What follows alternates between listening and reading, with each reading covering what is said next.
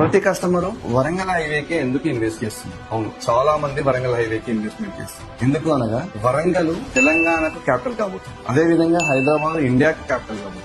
Hyderabad to Warangal కేవలం 1 hour జర్నీలో చేయడానికి రెడీ అవుతుంది. అది ఎలా? సెంట్రల్ గవర్నమెంట్ ఈ మధ్య కాలంలో అనౌన్స్మెంట్ చేసిన నమో భారత్ రైల్లో కేవలం హైదరాబాద్ నుండి వరంగల్ కు 1 hour లో మాత్రమే పోతుంది.